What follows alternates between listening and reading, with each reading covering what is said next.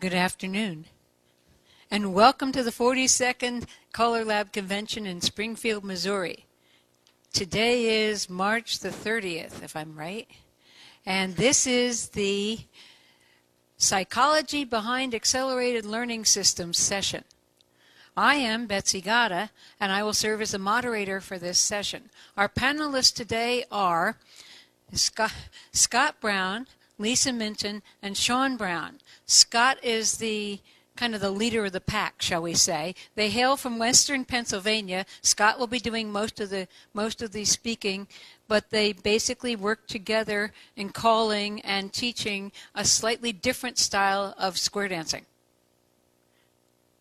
Okay, Scott?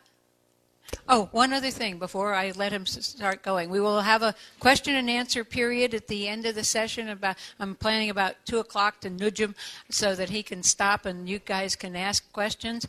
I'm going to be running the microphone. Please use the microphone for your questions. I don't care how loudly you think you can bellow. It doesn't get picked up by the recorders because they're plugged directly into the sound system. Thank you. First, I'd like to thank you all for coming out, and I'm glad that you're interested in this. And I also wanted, if you didn't get a set of notes, I can get you a set after the presentation. Please hold your questions until afterwards. I'll be happy to answer any and address them, but I have a lot of information to get through in a very short time. I provided you with the notes to follow along because some of the information can get quite technical as we go. And we're going to be in 3 parts. The first part, I'm going to give you some background information. The second part, I'm going to get into psychological mechanisms behind an accelerated teaching program. And the third part is going to get into a practical application of those methods. I'll start by introducing myself. My name is Scott Brown, and some of you know me. I'm the producer and founder of Gold Rush Records. I hold a degree in biology from California University of Pennsylvania. I have a 6th-degree black belt in multiple disciplines of martial arts. I have worked as a professional stage magician and a hypnotist, and I have been calling and teaching dance for almost 30 years. In 2013, my partners Lisa and Sean and I began developing a new system for promotion of modern Western-style square dancing. The system uses modern marketing tactics and teaching methods to make entry into the activity possible year-round. My new book, Square Dancing in the 21st Century, which Sean has over there, is called A Definitive Guide to Modern Pattern Dancing. All right, covers this system in great detail, all the way down to the last detail. It also has a teaching manual for people interested in pursuing an accelerated program like this. The following presentation will cover the modern teaching methods that we're employing that take people from entry level in all the way through the mainstream program in 12 weeks or less, okay? And we'll focus heavily on psychology behind accelerated learning systems applied to modern Western-style square dancing. I'm just going to start with a slide, which is a look at recent trends. In recent years, a number of ideas have been introduced to address some of the problems for modern Western-style square dancing. Okay.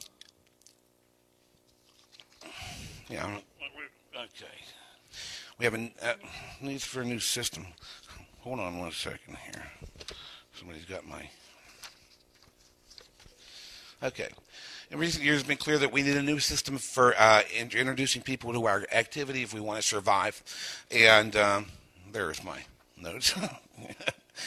And plenty of research has been done into this to identify these needs. The needs are always... Go ahead, Sean. Give me a slide. Accessibility. Square dancing needs to be accessible year-round, not just in September. Instant gratification. People want to be dancers tonight, not 9 months from now, not 6 months from now, not 3 months from now. They want to be dancers today when they walk into your hall. Flexibility and convenience. Dancers need an activity that's going to fit into their lifestyle, and their lifestyle is different today than it was 30 years ago.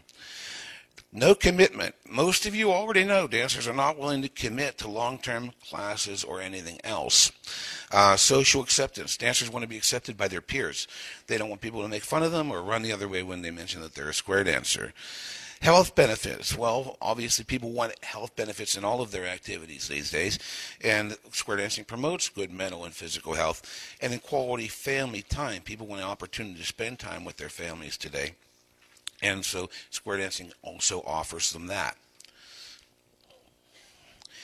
A look at the recent trends.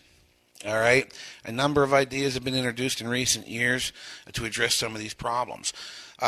Some examples include introducing dancers year-round using angel-based instruction like the Nest, which is being employed in some of the clubs in Ohio. Shorten the current list of calls to around 50. That's one of the directions they're moving. Directionalize as much of the list as possible. Create a streamlined list and then fill in gaps later on that we didn't cover along the way. Or introduce dancers through a modular-based system with different calls on different nights, like ABC. ABC, we're going to talk a little bit about that as we go on. We decided when we put this together we were going to take a different approach. All right. Our approach was to find a way to accelerate the learning process using modern teaching methods and psychological techniques, to promote the integration of new dancers into the existing dance community as quickly as possible with little or no attention on that transition process, all right, by eliminating formal graduations and classes altogether.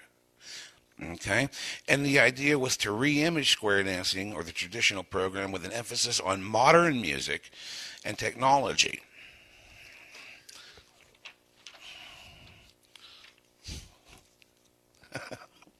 In January 2014, Sean and I and Lisa launched the Modern Pattern Dance Project. We started a club from scratch in western Pennsylvania and began to implement and test this new system for teaching modern western-style square dancing. The system was set up to be separate from the established dance community. There was no other dancing in this area. There was no federation. There was no pre-existing clubs. It was really an area in western Pennsylvania, an entire county devoid of square dancing. It was based on modern teaching methods. It was not to be dependent on angels because we didn't have any. We went from scratch. All right, and it was to be open year-round, able to take dancers every week if they walked in the door. Finally, it was focused on the mainstream program with an initial target of producing mainstream dancers in 12 weeks or less. This was based on Lloyd Shaw's original pattern, which usually took people through the program in about 10 to 12 weeks because they had a lot less calls back then. The results. After 52 consecutive weeks of implementation, the following results were observed and recorded. 44 out of the 52 weeks, and they were consecutive weeks. We didn't cancel any of them. They just didn't happen to fall on holidays or anything. 44 out of those 52 weeks brought new dancers through our doors. 115 new dancers came through the doors, and out of those, about 100 plus of those who tried the program, 65 to 70 of them continue to dance mainstream or above. This is in the course of 52 weeks. Approximately 20 to 25 of those people, however, were transient people. They were made up of extended family members who were just in town visiting for the holidays, and they said, hey, why don't you come to a square dance with us and try this? Or they were kids in town on spring break who they brought in, or on summer break who were off on college, who came in to give it a try. And so they didn't return because really they weren't from the area, and they just couldn't come back, and there was no program in their area. About 5 people who showed up were experienced angels, people who danced, all right, and just were looking for a club in the Beaver County area. And then about 10 of them didn't return for reasons we just couldn't track. We did track as many and everybody as we could that were coming through the door. All right, so what did we end up with? Our initial 12-week target.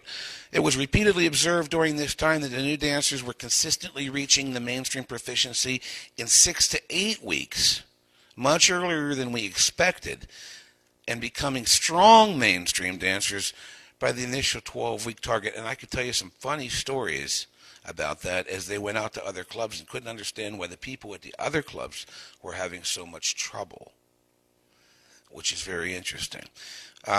We also observed that new dancers were becoming integrated into the existing dance group without any help from us. By the time they reached the mainstream level, they were indistinguishable from the pre-existing dancers and no longer seen as new dancers. We observed that dancers were actually tracking their own progress through the system and moving through at their own pace. Finally, we observed that they were continuously bringing friends week after week, providing us with what almost seemed to be an unlimited supply of dancers. Some minor observations or some other observations. We noted that new dancers were from all age groups, with many more younger dancers than we initially expected. Our test marketing or our test messaging, we were test messaging people every week about the dances, and it was playing a huge role in getting them to come back. We text messaged to people every week that was dance night, and believe me, it kept them reminded it was dance night. They showed up. They really used it. And then if we didn't send it out, they wanted to know why they didn't get one. So it was actually incredibly effective. Only about 25% of the new dancers that we had showed interest in pursuing Plus, even though they were strongly encouraged to do so if they wanted to dance at other clubs. And although the dress was casual and square-wear was never mentioned, many of our new dancers were showing up at clubs with square dance attire they bought online and on eBay without our even knowledge of it. We just said, wow, you look really great. That's awesome. Where did that come from? We couldn't believe it. So what we learned? Well, accessibility. That was the number one factor contributing to our continued success. The fact that you could take them every week meant they were bringing their friends week after week. And then those people were bringing their friends. So it was just a continuous build.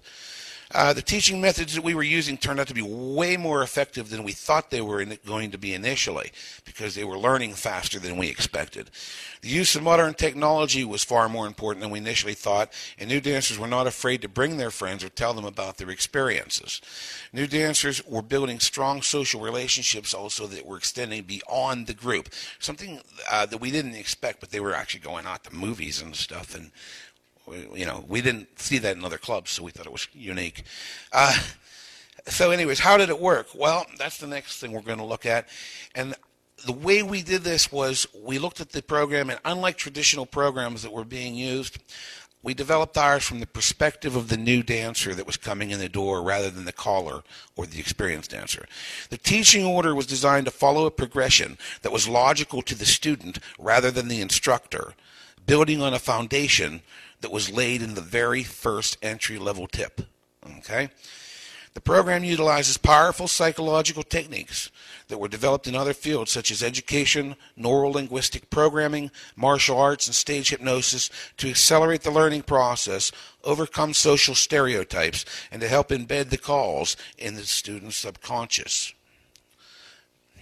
So that's where we're going to move into the second phase, all right, which is the psychology of accelerated learning systems.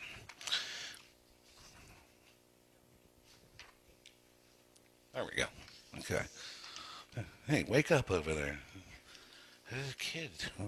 All right. So now that we have some background, we can move on and look at the psychology behind the program and how it worked. No, that's where we're at?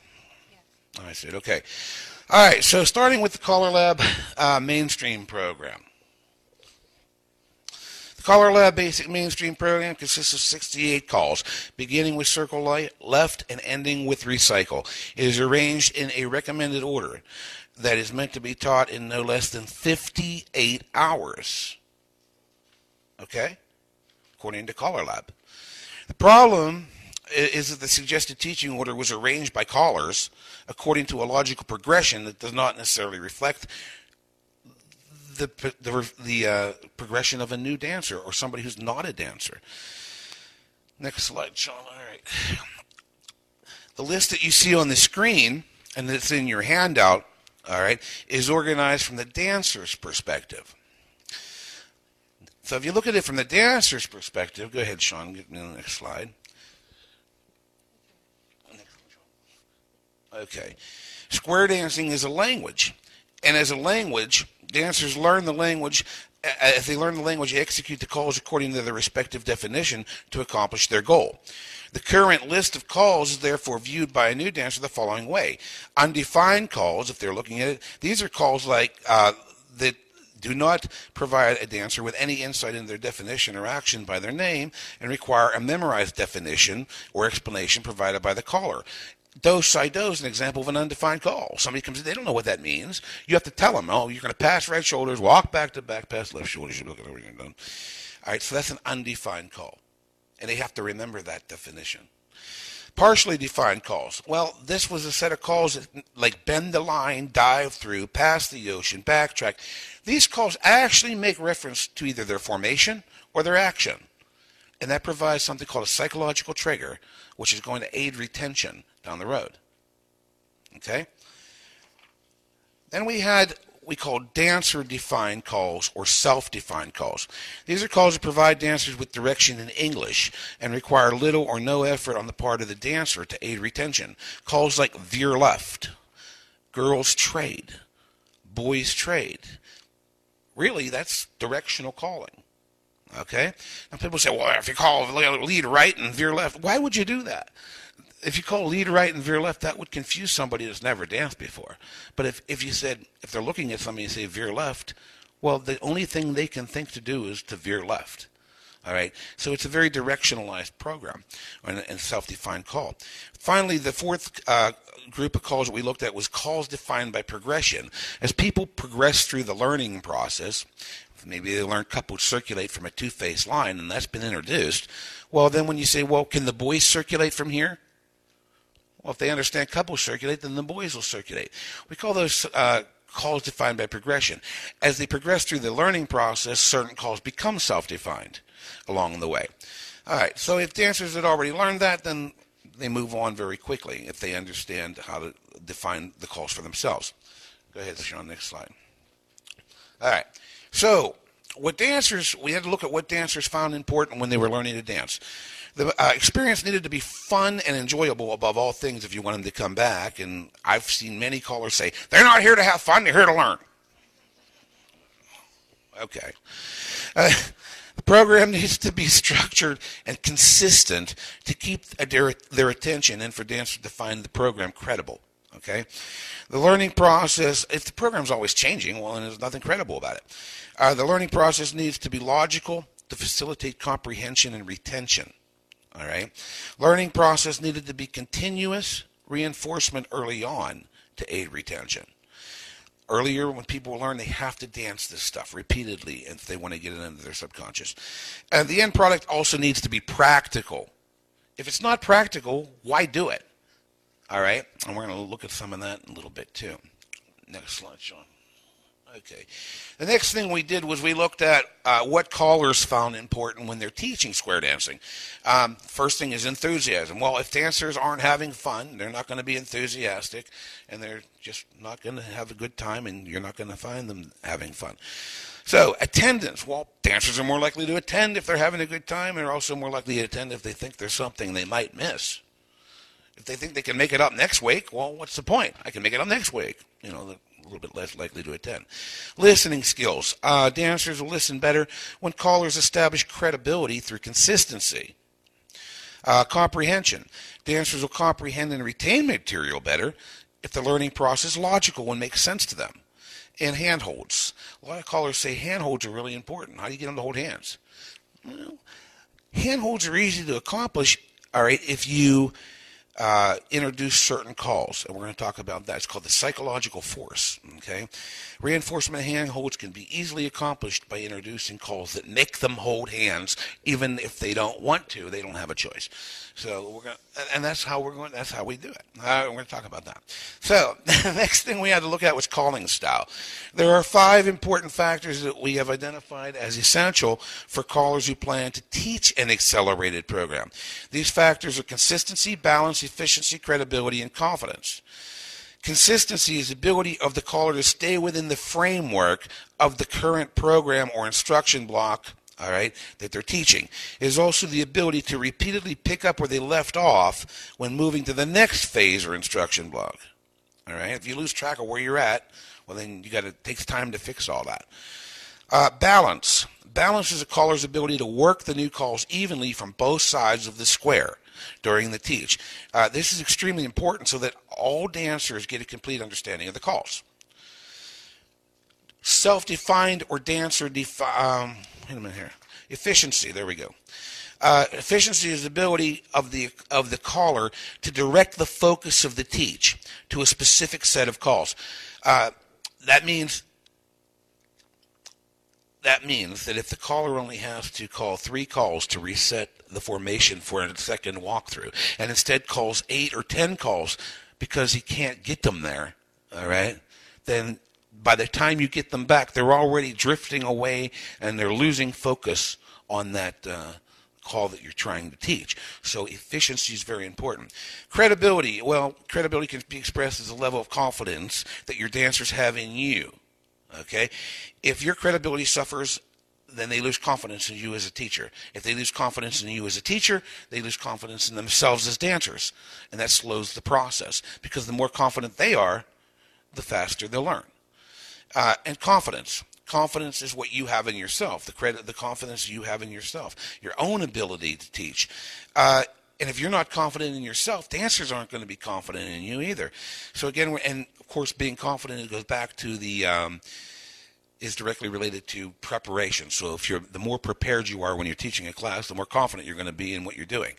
So we're going to look at something called memory retention. A lot of people ask about this, and we're going to look a little bit about look a little bit at how that works.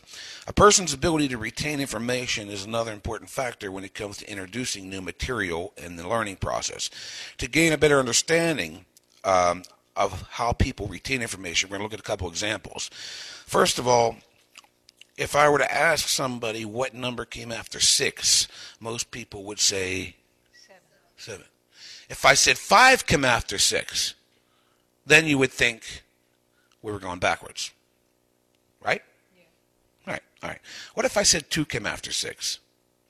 It would mean nothing to you. You would be expected, all right, to learn a whole new order and a reason for that order. And you would have to remember that in order for you to retain that information. Okay? If, however, all right, so the best way to explain this is a person's ability to retain information, therefore, can be increased when they are introduced to information in a way that already makes some sense to them. So later on at the end, if I say what number comes after 6, you all know it could be 5 or 7, because we talked about that, right? Or because it'll be easy for you to remember, but you probably won't remember 2.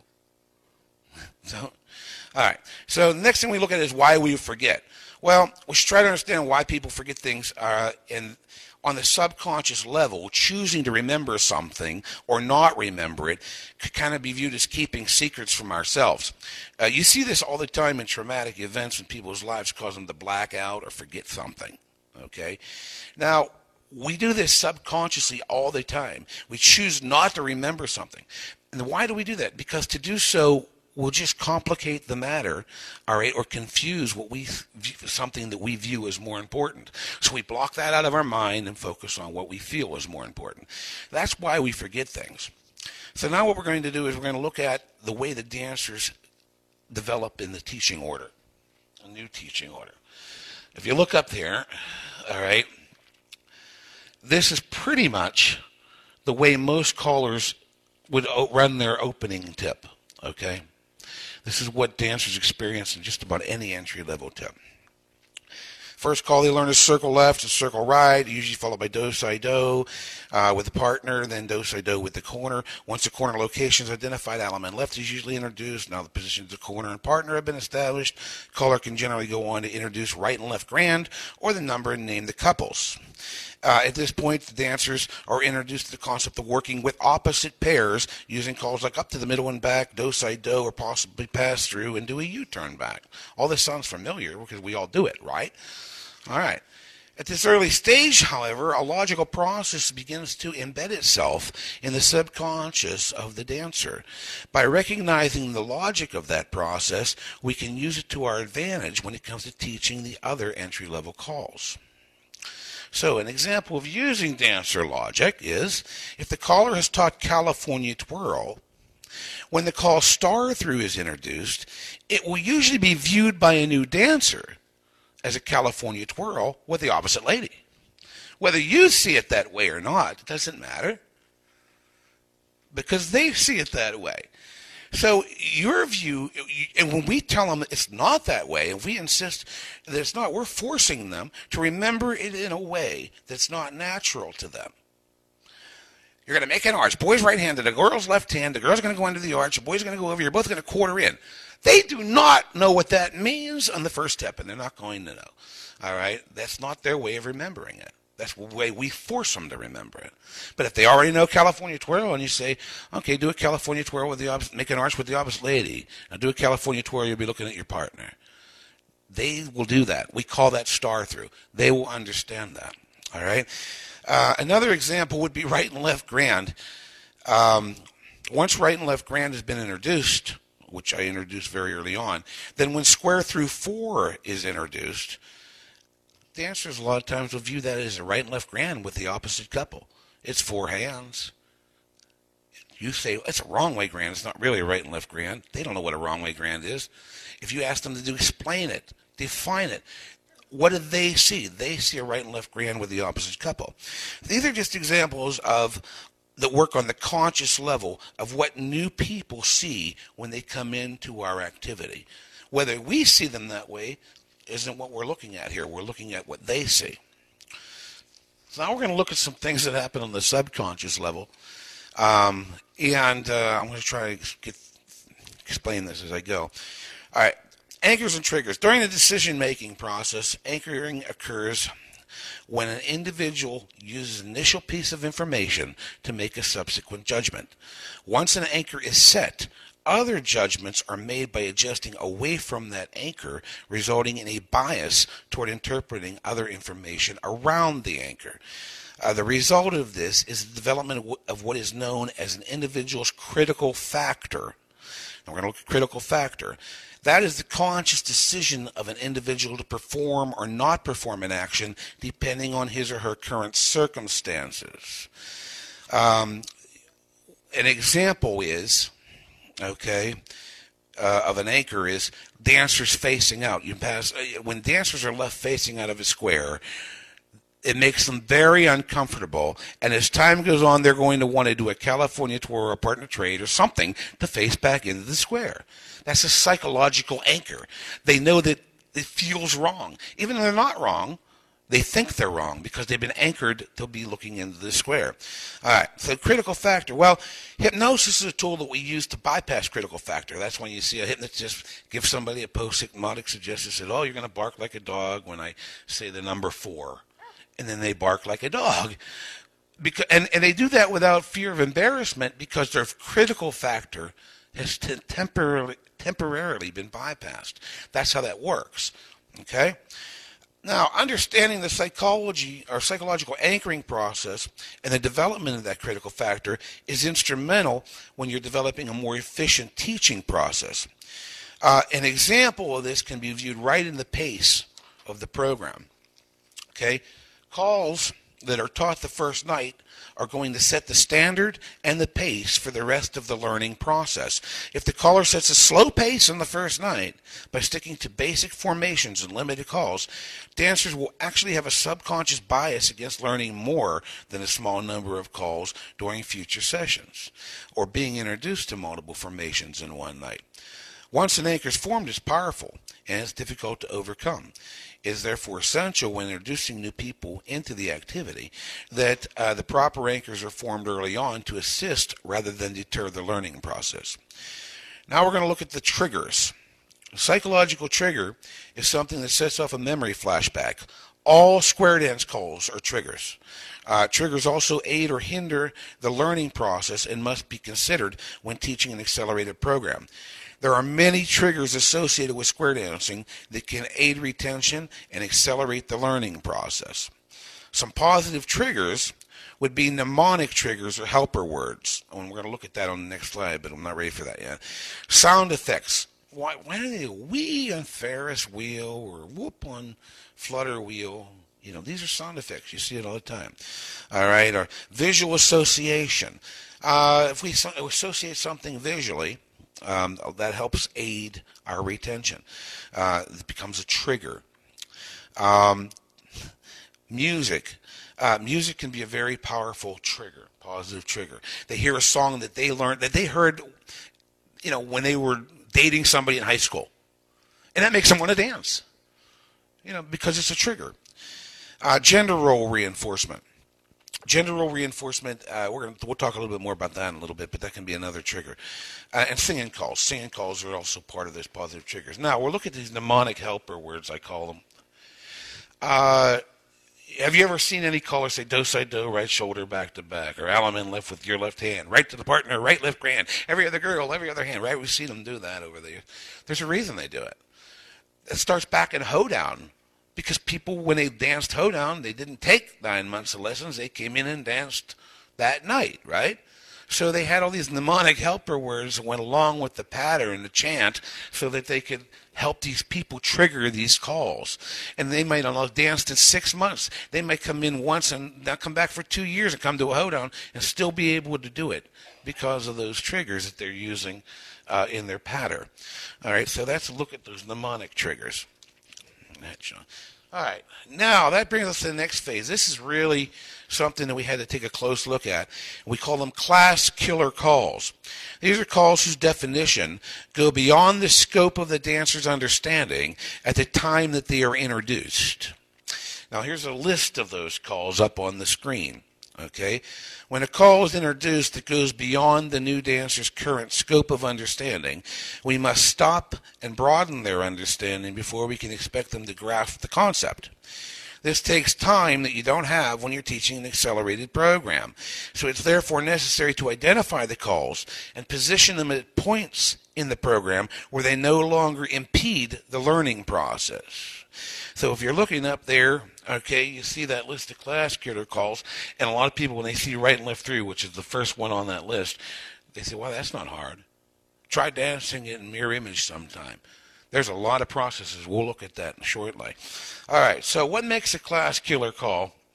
And these are the factors that make it up. Technical difficulty, that's the case with right and left through.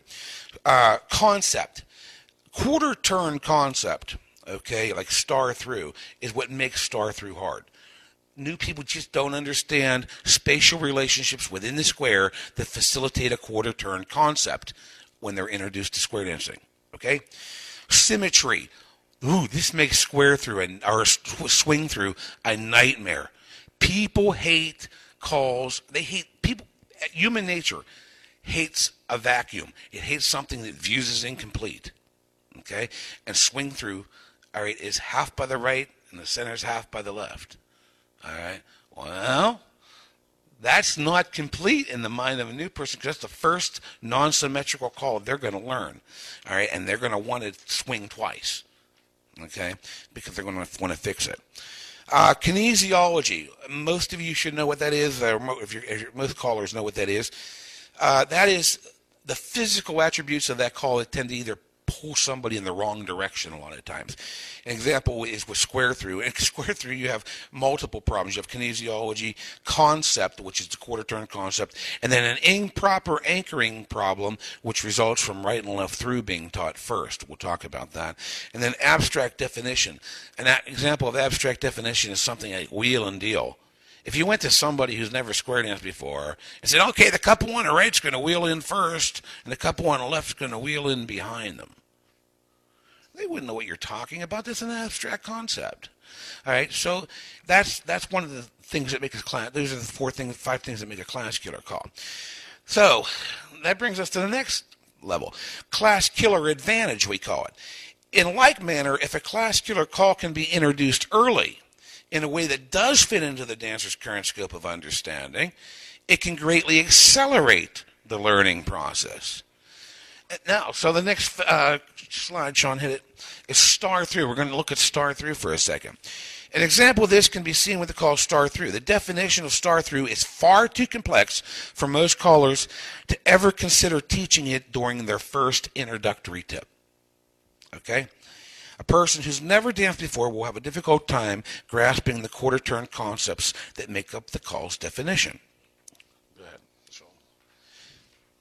Next slide, Sean. Okay. So, if, however, a technique was utilized, okay, that would allow new dancers to easily grasp and perform the call during the introductory tip. Then the call would now be able to caller would now be able to introduce far more positions and formations in the introductory tip than would normally be possible. By introducing this new dynamic of position variance early on in the first tip, then callers can prevent the development of psychological anchors associated with limited positions in traditional square formations. The end result is an overall acceleration of the learning process. People don't think that the call partner is always going to be on the right and the corner is always going to be on the left the first time they're in a box and they realize, oh, the corner is standing in front of me. So you're trying to keep these anchors from forming early so that you can accelerate the learning process. We're going to look quickly at right and left through. This is what a person has to remember when they do a right and left through. That's what they have to remember. Okay? You don't have to remember it because it's in your subconscious and you do it subconsciously. But they have to remember that. And so while they're remembering all of that, all right, on the first time you teach it, all right, early on, when they have to remember, because remember now, people who teach this on the first or second night, now they're just learned a courtesy turn. So that's all going to be triggered in their subconscious, all right, in order for them and their memories for them to perform that call. Right and left through is at the top of our class killer list because learning it early on will impede the learning process significantly. The calls right and left through, star through, and square through, however, are actually really important to accelerating the program down the road. So we use pass through and wheel around as a substitution for right and left through. Okay? Because, go ahead, Sean, hit the next one. Because, well, you're on it. Okay. Because the wheel around. All right. The reason that wheel around is so important is new dancers are easily going to be able to grasp the concept of wheel around because from their perspective, they're just simply pulling the girl back around into the square. Okay. Second, the call, it'll create body flow for ladies chained down the road, and that's important because we want to establish a body flow anchor early on. The sooner you can establish a positive anchor regarding body flow, the better down the road because now they won't tend to work in the opposite direction. Third, its relationship to wheel and deal. Wheel and deal is an abstract concept. If they understand wheel around from the first tip, then when the time comes to teach wheel and deal, they'll have a better understanding of what wheel and deal is. Okay? And its simplistic nature allows the introduction of more calls because they don't have to remember as much, all right? So they can hold more information on that first night. So wheel around subconsciously also is a force. We use it because it subconsciously reinforces the importance of handholds. A new dancer can't perform a wheel around unless he takes the girl by the hand first and pulls her around. So this is one of those forced calls. In the first tip, they got to take her by the hand to make this call work. All right? So it's one of those psychological subconscious forces to force them to hold hands. All right. So that's going to bring us to the importance of the singing call and utilizing naturalistic trance. Go ahead, Sean. All right, to a new dancer, singing calls represent completion, accomplishment, success at dancing, success as a group, practical application, cultural identity, social acceptance, expression, closure to the tip, and a job well done. To an instructor, singing calls serve a far more valuable purpose. They assist and accelerate the learning process through the use of naturalistic trance. So let's look at trance. Trance is defined as a psychological state with physiological attributes resembling sleep, all right, marked by a heightened state of awareness outside the ordinary conscious state. Most people associate trance with artificial induction process, like you see on Stage Magician or Hypnotist. That type of trance is something called somnambulistic trance, which is not what we're going to be looking at. The type of trance that we're discussing is called naturally occurring trance or naturalistic trance. Has anybody here ever shifted gears in a car without thinking about it, turned their high beams on and off, put the milk back in the refrigerator without thinking about it? That's naturalistic trance, okay? Throughout the course of your day, you're moving in and out of naturalistic trance all the time. So if we use that to our advantage, it'll help us accelerate the learning process. Okay. When a caller calls swing through, most dancers automatically step to an ocean wave, right?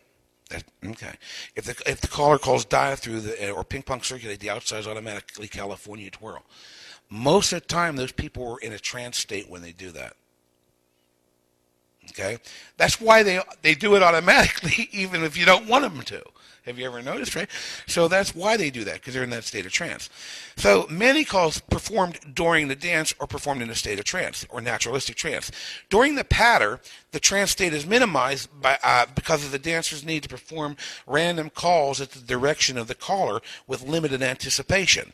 The conscious focuses on the the dancer during the patter is on the caller rather than the music. But during the singing call, all right, the conscious focus of the dancer goes to the music. And they listen to the music and are singing along to the music, and they're performing the calls in a state of naturalistic trance, subconsciously tuned into the caller. All right? So what it ends up doing is the result of all this, go ahead, Sean, hit it. All right, is the embedding of the calls in the subconscious of the dancer, aiding retention and therefore accelerating the learning process. So the singing calls are incredibly important in teaching this activity. Plus, they're fun. Plus, they represent practical application. Oh, wow, we learned all these calls. We're actually dancing these calls. That's what they say. All right? Also, and this is the next subconscious factor of it, is the importance of closure. All right? One of the most important psychological aspects to the singing call is the sense of closure it brings to dancers.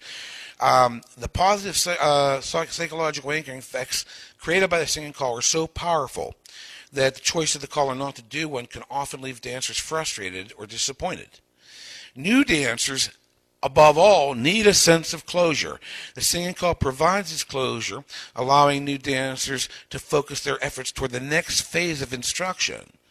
Not providing the singing call or the closure subconsciously prevents dancers from wanting to move forward, even if they want to do it on a conscious level. They think that they haven't completed the cycle. They think that you cheated them out of a singing call. That's them. They don't, even if they don't consciously think it, subconsciously they do think it, and it becomes a problem. All right, so we're going to look at the practical application of these things now in the last part of this, and we're going to look at how we apply this stuff when we're teaching a class. Okay, so up on the screen you see what we call the new teaching order, or our teaching order. All right, the above teaching order is made up of 3 program blocks. Each block is meant to be covered in over a period of 2 weeks. The A program is the most critical and tightly constructed, and provides the necessary formation for the B and C programs. Couples, girls, and boys circulate from a two-phase line can be introduced early in the end of week 2, as you can, or bend the line as well, if the dancers have a firm handle on the A program. It is also important to note that the A program, while it's the most critical to the foundation, okay, it is also repeated, okay, each week when new dancers come in. So, it gets reinforced the most. All right, go ahead. Next slide, Sean. So we're going to look at this is the first tip. When people come in, we start at 7 o'clock. My club starts at 7:30. If you're a new dancer, this is what they get. This is their first tip. All right. If you look at that, almost everybody in this room teaches those calls in their first tip. Just about every one of them calls except for 3. And the 3 calls that they don't normally teach are in red. Go ahead, hit the next slide. All right. And that's Wheel Around, California Twirl, and Star Through. But this is the key to setting the accelerated pace right here. All right. See, it's the introduction of these 3 calls that are going to change the entire dynamic of the first tip and ultimately accelerate the learning process. The significance of these 3 calls is that the introduction of Wheel Around, California Twirl, and Star Through results in dancers being introduced to boxes and lines in the first tip. In their world, square dancing is over. They've just moved into something way beyond what they ever thought it was going to be. Okay? The minute you get into a line. All right? Now, this prevents the formation of negative psychological anchors regarding fixed or limited position. Okay? So this is the first tip. These 3 calls are subconsciously, they also subconsciously force handholds.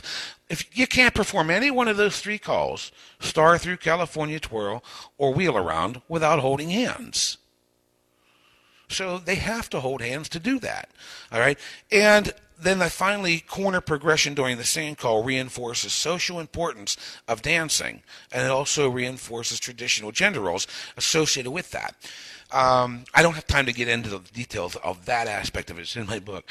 The problem we face, however, the problem that we face is that wheel around and California twirl is easy to teach, but the definition of star through it pretty much goes farther beyond the understanding of first-time dancers in a traditional entry-level tip. Go ahead, Sean. So here's where we use dancer logic. All right. It's here that I apply the logic to the new dancer to accomplish the goal. I say star through is simply introduced as a California twirl with the opposite lady. Leaving them in the center facing their partner. I said, heads come into the middle, make an arch, girl goes under, boy goes over, you'll be looking at your partner when you're done. They get it right every time. Very, very, very rarely do they ever screw this up or break it down. All right, so what to tell you? The next thing we're going to look at is the second tip. So now we have an idea what's taught in the first tip. This is my second tip. Square through, courtesy turn, ladies chain. Most people teach courtesy turn, ladies chain the first night. Most callers do. They don't teach ladies chain, courtesy turn. That's not out of control. Well, go back for a second, Sean. Square through 4, however, is one of those calls that nobody would teach on the first night. Now you see there it says the two-part concept, the concepts that are introduced. Square through 4, all right, doesn't change concept. You're still going to quarter turn concept. But the two-part concept centers around ladies chain and courtesy turn. That's the first time they're going to learn a call where the boy does one thing and the girl does something else. And that's going to be built on as we progress through the program. Go ahead, Sean. Now hit this slide. All right. The significance. The introduction of wheel around. Oh, let me see here. Okay. The introduction of square through 4 before right and left through prevents some long-term problems associated with the call. Subconscious anchor to courtesy turn the girl when the right hand pull by after right and left through has been taught, right? Yeah, that's a big problem. The introduction of ladies chain and courtesy turn introduces dancers to the two-part concept, like I said, which is going to be built on later on. And then 4 ladies chain introduces the star concept, which is going to be built on later on. I never chain them across in 4 ladies chain. I have the head ladies chain across, I have the side ladies chain across, then I have all 4 ladies chain home. They're not ready to chain across yet, but the next time they do it, they will be. Or the next maybe 2 or 3 tips down the road they'll be. But they understand the 4 ladies chain concept, but they'll go home to their partner because that's what's subconsciously in their head. All right, the problem with square through, teaching square through. Okay, as we said, quarter turn concept still not yet understood. Natural kinesiology pulls dancers away from the center, usually on the first and third hand for the boy and second and fourth for the girl. Is that right? First and third for the girl, second and fourth for the boy, yeah. That makes them turn the wrong way. Once right and left through is introduced, dancers have a subconscious anchor to courtesy turn the girl on the right hand pull by, and dancers forget to let go after the fourth hand. Dancers forget to let go after the fourth hand. Anybody see that before? How do we address that? Well, all right, here's how we did it. We said, okay, when dancers can provide their own definition of a call, there's nothing to remember. What is that beeping? Oh, okay. Yeah. All right. So, anyways, the way we do it is I have them call. I'll get them dancing. I'll call right and left grand, and I'll say count. And if they're counting a right and left grand, I'll get them to count 1, 2, 3, 4. They're back to their partner. Promenade home. I'll do that 2 or 3 times. Then I'll introduce square through 4 after right and left grand. I say count 1, 2, 3, 4. You're looking at your corner. Then they're looking at their corner, and that's how I get them there. And if it takes an extra 2 to 5 minutes to get them through that tip and through that call in the second tip, it's worth it because now they got square through 4 in the second tip, and they will start to really have a handle on things. Next slide, Sean. Okay, the importance of do-si-do. I use this call a lot. A lot of callers say, "Oh, it's a double reversal of body flow. It's not smooth. It's this. It's that."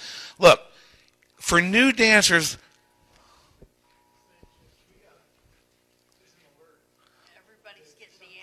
Oh. Turn off your phones, please.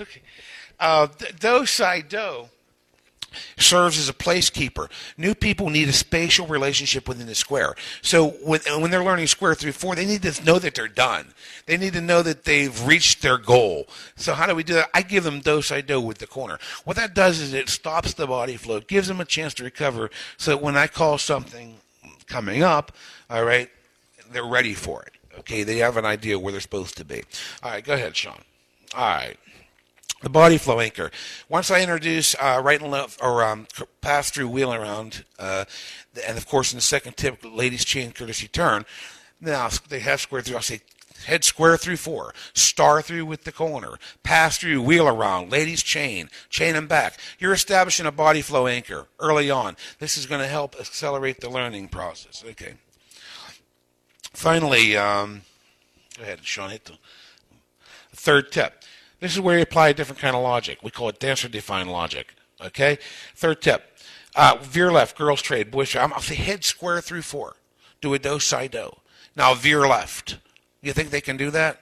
They always do that. They never break this down. I have never had anybody break that down.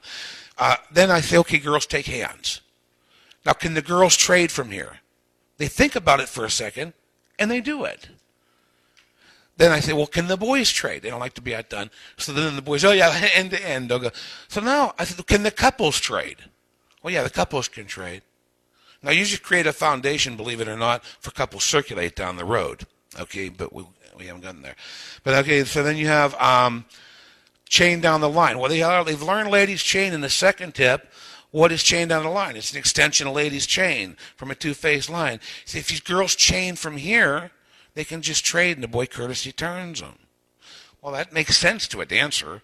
Oh, yeah, okay, it's just a chain from here. All right, then the last call I teach is dive through and why dive through. This is my entry-level program. The reason I teach, if you were to ask a non-dancer who's never square danced before to close their eyes and picture square dancing, most of them would have some image of dancers diving under an arch. Okay, because that's known as an archetypical image, an archetype image. That's what they associate with folk dancing from the movies, from the videos, from high school, from grade school, whatever. All right, so dive through fulfills that archetype in the subconscious of the new dancer completing their transition into the activity. What ends up happening at the end of the first night is that the whole cannot be greater than or lesser than the sum of the parts.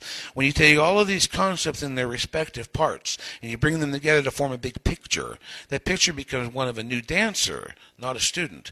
In their mind, they're a dancer now. They just spent all night learning these calls, and they're dancing all those calls all night long. So they come off with the idea of being a dancer. Just to quickly show here at the end how it builds on itself. Go ahead. We're going to use this logic. We're going to look. Go ahead, Sean. Hit it again. All right. Go ahead. Keep going. Okay. Go on. Intermediate application. You see ocean waves swing through, boys run. Go ahead. Hit it. All right. Problem with swing through, as I said, partial symmetry. Human nature despises what it views as unfinished or incomplete. Dancers will have a subconscious view of it being incomplete. Go ahead, Sean. So the importance of Alamo ring. If you introduce swing through from an Alamo ring first, dancers will see it in its perfect form. They'll learn it in its perfect form. When you introduce it from a wave, they will be able to accept the fact that that's an imperfect form of the call. But if they learn it here first, it'll make sense to them. Okay? Go ahead, Sean. Right and left through. It's easy on the second or third week. Once they have passed through, wheel around, they've had courtesy turn for 2 weeks, ladies chain. I get them in the lines. I say, okay, do a right pull by with the opposite girl and courtesy turn the girl standing next to you. They never get it wrong. We call that a right and left through, and I have no problems because I don't have the anchors or I don't have any problems. They've been doing courtesy turn for 2 weeks. No big deal. All right, weave the ring. Well, let's build on the. Oh, go back 1 second for a second, Sean. After I introduce right and left through, I introduce flutter wheel and reverse flutter wheel. These are undefined calls. However, there's a couple things to note about that. Flutter wheel, because of its unique nature, okay, it's an extension of ladies' chain, which they understand very, very well after the first couple weeks. Reverse flutter wheel provides them with what's known as a symmetrical counterpart. It'll aid retention of flutter wheel if they're introduced together. All right, because if you teach, okay, flutter wheel, girls go across, chain across, bring back the boy. And then you immediately follow that when you're done learning flutter wheel, say, boys, go back, get your girl back. They will have a symmetrical counterpart to flutter wheel in their head. It'll help them aid retention of what would otherwise be a non-defined call. All right, so now when you introduce all three of these, you have right and left through, flutter wheel, and reverse flutter wheel. You have a perfect zero to reinforce. So you can say, okay, head square through 4, star through, do the right and left through, flutter wheel, reverse flutter wheel. Okay, they're still back in that corner line. They haven't gone anywhere. Square through 3, element left, right, left ground. So these are strong ways to efficiently get your system or your class going. Last slide, Sean. All right. Weave the ring simply is a right and left grand without hands, and it introduces what's called a no hands concept, which we build on with partner trade.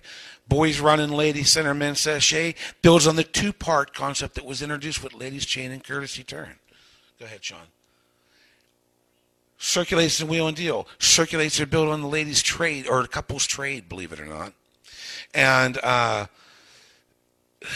because you taught them couples trade and they're learning to flip over, okay? Wheel and deal is built on wheel around. Go ahead, Sean, hit it. Caller, I had to put this in here. Bill Boyd, actually, when I was in Little Rock, asked me, do you still teach step to a wave? And I said, yeah, why? He said, well, it's part of the definition of path to the ocean. Why do you teach it twice?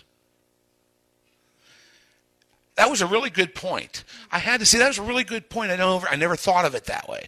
So I went home and I started experimenting with it, and I haven't taught step to a wave twice since. Because from now on, I just taught it from past the ocean. Every once in a while, callers will come up and they'll say, have you tried this? And then another example was recently, I was in Central Ohio, and a caller said, how do you teach a chain through? I don't know, there's different ways. He said, well, I teach it as a right and left grand from boxes. I said, that's a perfectly logical explanation for it, believe it or not. You know, it makes sense to teach it that way. Well, does it work? It works for him. So if you think about, that's how the dancer sees it, it's a right and left grand from boxes. All right, go ahead, Sean. This is, I don't think we have time for it, but anyways, this was a video that shows the program. Oh, yeah, we do have time for it, don't we? Oh, yeah, okay. All right, this is what this is I know people are going to say, does it really work? So I want you to see it in working. All right, this video, we have 4 clubs that run this program right now. And this video is taken of new dancers from all three of those clubs. Okay, the 4th one we didn't have video from at the time we put this together. Every single one of these tips is an entry-level tip with people who are just dancing for the first time. Now, not everybody in here is dancing for the first time because some are angels.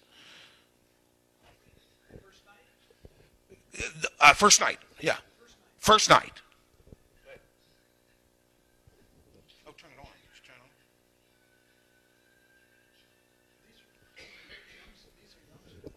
on. I'm waiting for, I was waiting for you to say that. So you're going to get yourself into deep trouble.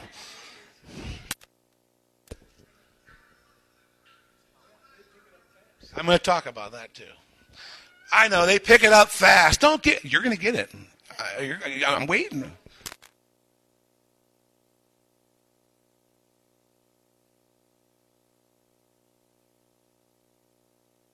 2, 1, 1 now.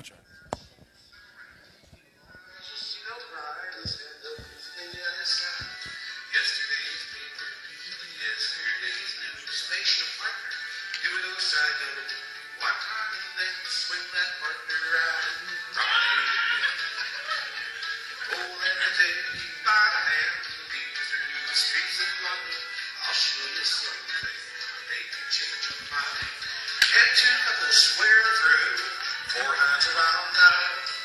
Find the corner lady, doing no side no. Veer to the left. Chain down the line, any straight, courtesy turn to the girl in time. Square through 3 hands, 1, 2. Here comes the partner, doing swing and promenade. Let me take you by the hand and lead you the streets of love. I'll give you a hint. The ones that swing badly are usually new people.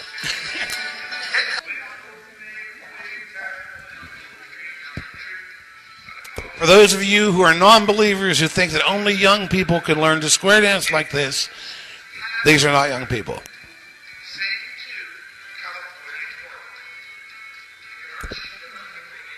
You'll see them making mistakes because they've never done this before.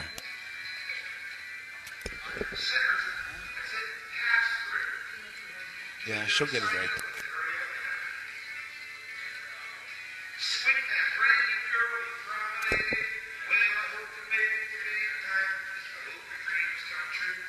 have never done corner progression ever in their lives, and they're doing it right now.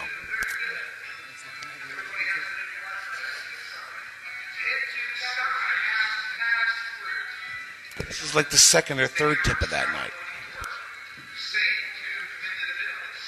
All first night for these, yes, all first night.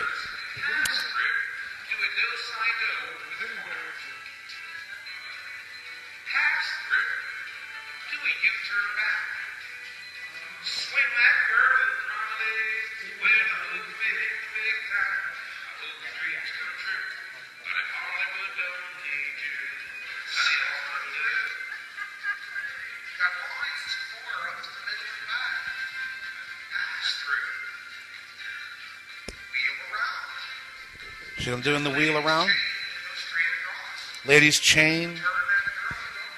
They're in the lines. This is the first, this is the second tip. That's the second tip.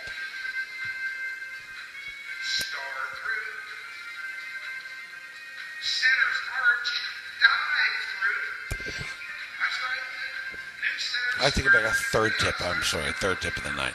Has dive through. It's the third tip they've ever danced. Did you see him fix it? He did not want that boy coming toward him.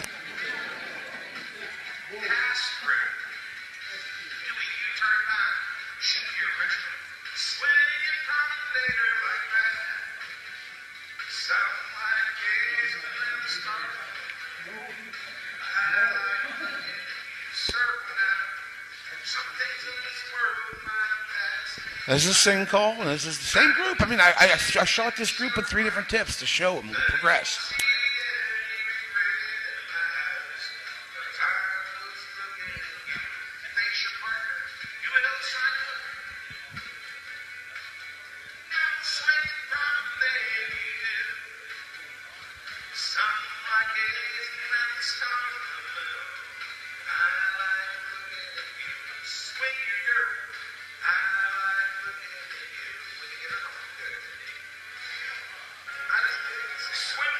This is just our other club, and these are all first night as well. You'll see them dancing their stuff too.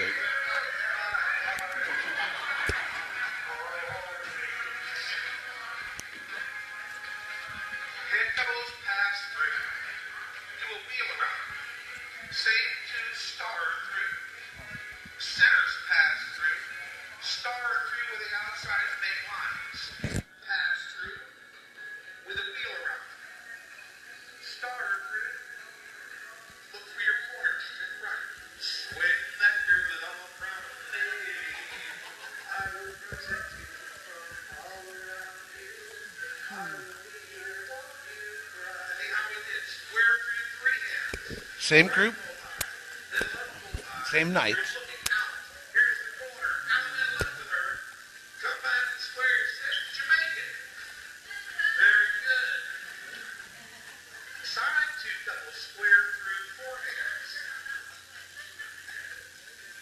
Remember, they've just learned square through. They're learning spatial relationships right now. They've never... This is all new to them. Some of these people are obviously my son's danced before.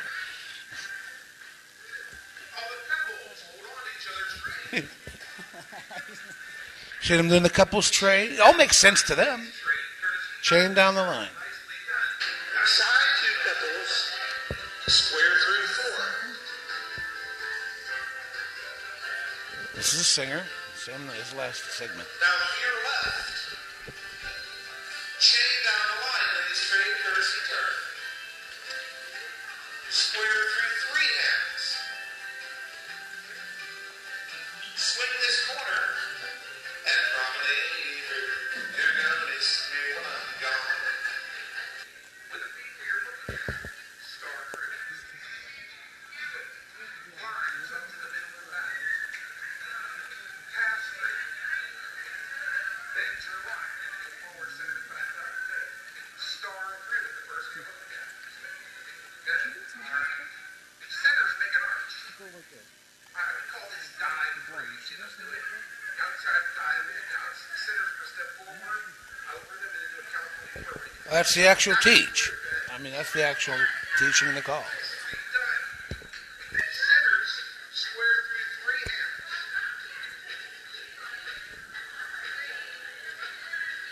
Good. Dive through. Centers arch. New centers square through three hands. And they love it. They have fun with it. They can do, to them it's dancing. Pass through. Wheel around. Two ladies chain straight across. Turn and curve. Chain them back across. Pass through. California twirl. I can't get plus dancers to do that. What are you talking about? I can't. If I call without on the floor, I'll break out on the floor. Swing it front leg. Come sail away. I sail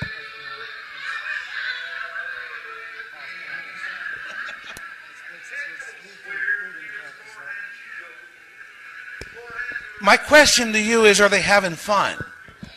That's the key. Those people think that's a dance. That's a dance to those people.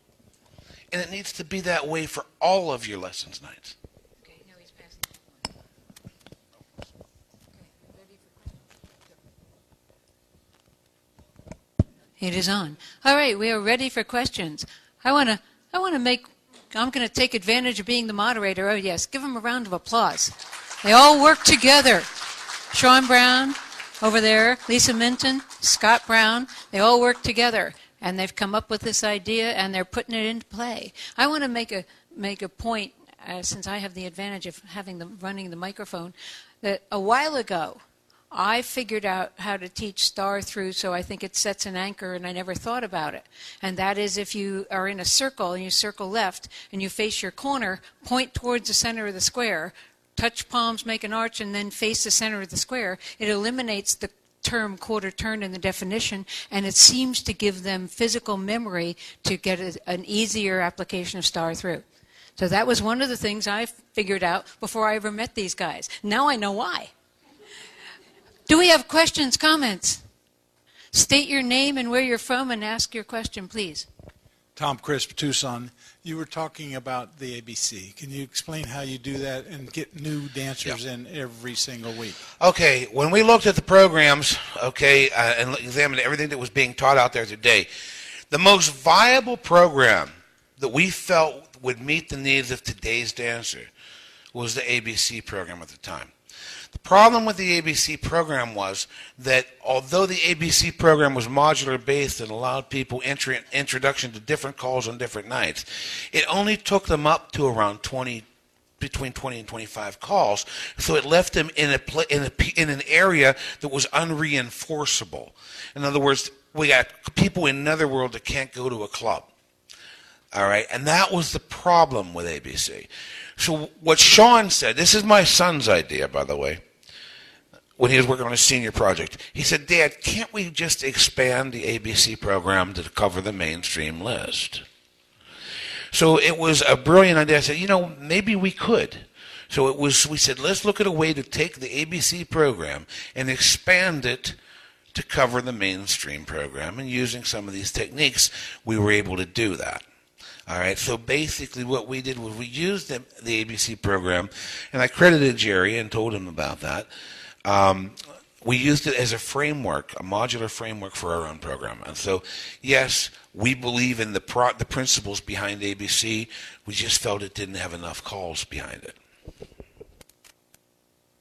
Okay, I see hands here and there.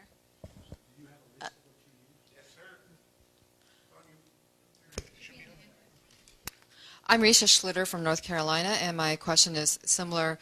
How do you keep it running so that every week you're getting new dancers? Great question. We can't believe that every week we were getting new dancers. The minute we opened it and it was accessible to the public, hit that last slide. Yeah, last slide. I'll explain that. That's a good question. That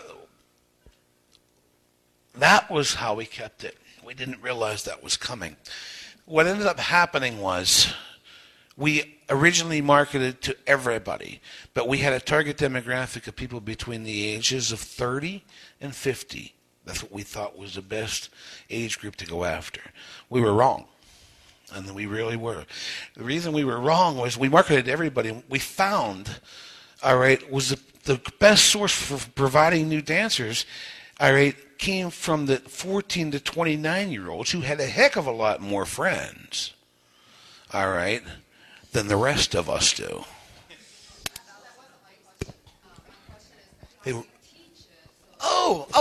Oh, yeah. Oh, I see. That's called the $1 million question. Now, you've asked me the same question. Repeat the question for since Okay. The question is, how do you keep the program at its different levels from week to week? If you have entry-level people and then you have intermediate people, how do you teach the different programs, right? Is that what you're... Okay, yeah, I address that. It's called the $1 million question in my book. It's what it's called. The way we do it is, like I said, we run the entry-level program every week starting at 7 p.m. All right, then we have a club-level tip, and then we have another entry-level tip, and then the club-level tip, and the entry-level tip. All right. At the mainstream clubs, where we only dance mainstream, it's easy because we just simply input the first mainstream tip of the night. We just make that into the intermediate teach. Okay, when we want to introduce we have a group that's coming into the intermediate program. What I'll say to them, I'll say, how many people here have been here 3 times? And they'll put their hands up. Come on out, you're in this tip. And then I introduce the intermediate teach. They track themselves. I say, have you been here more than 4 times? Put your hand up. They put their hands up. Come on out, you're in this next tip. And then that's how I do it. And by the time they're in that B program, the rest of the club doesn't care about getting up and dancing. They have no problem because they're actually dancing some pretty dynamic stuff by then. So they just want to dance with the new people. They don't care. They just really have a good time. They don't notice the difference between the intermediate and the C program. Hi, Laura Muller from Muller, my name. Laura Morrow from Lawrence, Kansas. So you're doing this as part of a dance then? Teaching. You're not doing this as a standalone lesson with new people. I wish we had standalone lessons. See, in my book I talk about this in implementation. I say I wish I had a night separate from dance night. A lot of people have that because it's ideal. Because I could just implement my teaching during that time, but I don't. So I will tell you this. Oh, you asked how we do it. Well, we don't take breaks. That's how we do it. Which is, by the way, there's a couple funny things that happen from that. We don't take breaks. We call about 8 to 9 tips a night. We never expected people wanting to dance 8 or 9 tips a night. We figured that the experienced dancers would just, sit the entry-level tips out. Now we find they actually dance 8, sometimes 9 tips a night. We couldn't believe that. And then we found out later on, we started getting bookings at other clubs, how bored we were. Because we go out and we call a tip or dance at another club, and they have a break in between. And if you're a contra caller, you're probably thinking, oh, yeah, it makes sense from a contra perspective because they don't take breaks either, see. So when we go out now and we call guest spots, we're always bored. We don't know what to do with ourselves. We're sitting around. Why are we? Because we're constantly calling, when we're teaching the program. Yeah, I have to say, I'm Betsy Gata, the moderator. I'm from New Jersey. Our club, turned itself around, our mainstream club, because we didn't have another night to teach lessons. We taught the lessons an hour before the dance, and every other tip is wherever the class is. And the club members bought into it. Rather than it being a class tip and a club tip, it's an all-skate or an everybody tip and a mainstream tip. And if you say everybody can dance this one or everybody's up, it takes away that, quote, stigma of somebody thinking, well, they don't want to dance with the new dancers, because everybody has fun, because you can make it feel like dancing. Who else has a good question or any question? Good, bad, or indifferent? Judy Tumbleson from Topeka, Kansas. When you first started speaking, you talked about that you went to an area where there was no square dancing. So can you talk to us a little bit about how you marketed that and got them there the first night? Yeah, we went to a county, all right, a tri-state region actually, right in the corner of southwestern Pennsylvania, which had no clubs in the area. And what we did was we printed up flyers. We have a flyer handy. show them what a real what these new modern flyers look like. You're just about out of time, so you can answer the question. Yeah, we printed up flyers, and we literally put up a sign. We we at the hall we rented. We put up a sign that says "Square Dancing" on Monday night, 7 p.m. We sent out text messages, believe it or not, to as many people that we thought might be interested in just coming down for a night of dancing. We put word of mouth out, put flyers in convenience stores and bars. Believe it or not, we walk into the bars out there, and our flyers are still hanging there.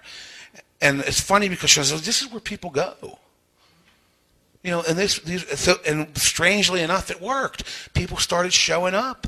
They just started showing up. They said, "Oh, we saw your flyer, or we, got your text message," and we started with maybe you start even if you have 4 people. So what?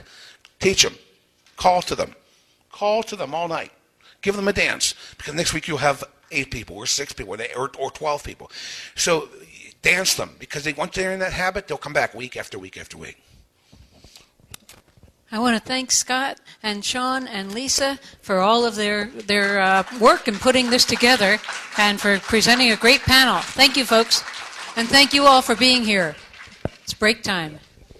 Hey, thank you, folks. And if you're interested in learning more about the program that we're running, how it works, the technical details of it, we have our books up here called Modern Pattern Dancing.